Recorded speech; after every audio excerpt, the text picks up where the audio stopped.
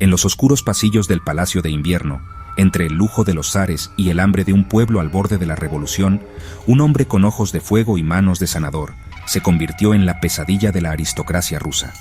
Esta es la historia real de Grigori Rasputin, el campesino siberiano que hipnotizó a la familia Romanov, sobrevivió a múltiples intentos de asesinato y cuya muerte encierra un misterio que perdura hasta hoy. Nuestro relato comienza en las heladas llanuras de Siberia, donde hacia el año 1869 nació un niño que cambiaría el curso de la historia rusa. Los aldeanos de Pokrovskoye contaban que desde pequeño Grigori mostraba capacidades extrañas. Predecía tormentas, sanaba animales enfermos con solo tocarlos, y en más de una ocasión describió sucesos ocurridos a kilómetros de distancia.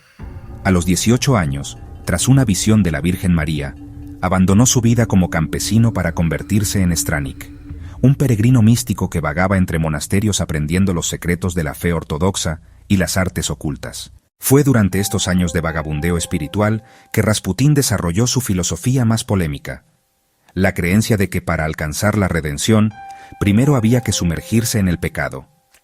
Esta doctrina, conocida como redención a través del pecado, lo llevaría a organizar sesiones donde el vodka fluía como agua y donde mujeres de la alta sociedad buscaban purificación a través de encuentros sexuales con el místico. Los rumores de estos rituales llegarían hasta oídos de la zarina Alejandra, quien en su desesperación por salvar a su hijo hemofílico, el zarevich Alexei, llamaría al hombre santo a la corte imperial en el año 1905. El milagro que cambiaría todo ocurrió durante una de las crisis hemorrágicas del heredero. Mientras los médicos de palacio daban al niño por perdido, Rasputín se encerró con él, cantando extrañas melodías y colocando sus manos sobre el cuerpo del pequeño. Horas después, el sangrado inexplicablemente cesó. Desde ese día, el místico se convirtió en la sombra de los Romanov, especialmente de la zarina, a quien escribía cartas firmando como «Tu Cristo en la tierra».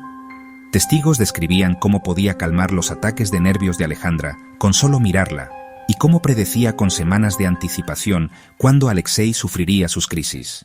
Pero el poder de Rasputín sobre la familia real no pasó desapercibido. Mientras Rusia se desangraba en la Primera Guerra Mundial y el pueblo moría de hambre, el monje loco nombraba ministros, interfería en decisiones militares y, según documentos desclasificados, mantenía una red de espionaje que iba desde campesinos hasta damas de compañía. Sus enemigos, la nobleza, la iglesia y hasta el propio primo del zar, comenzaron a conspirar. La gota que colmó el vaso fue cuando Rasputín predijo públicamente: «Si me matan, la dinastía Romanov no sobrevivirá 2 años». La noche del 16 de diciembre de 1916 se desarrollaría uno de los asesinatos más extraños de la historia. El príncipe Félix Yusupov, heredero de la mayor fortuna de Rusia, invitó a Rasputín a su palacio con el pretexto de conocer a su bella esposa. Lo que siguió fue una sucesión de eventos que desafían toda lógica.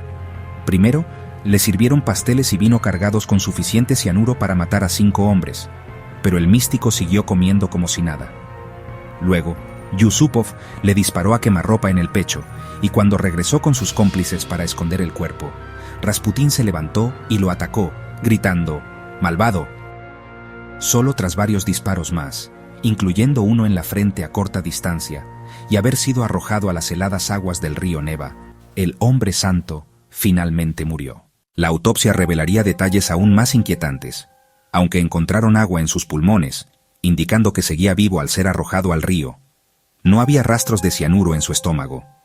Estudios modernos sugieren que Rasputín padecía una condición llamada hiperacidez gástrica que neutralizaba venenos, y que su entrenamiento como místico le permitía ralentizar su ritmo cardíaco hasta parecer muerto.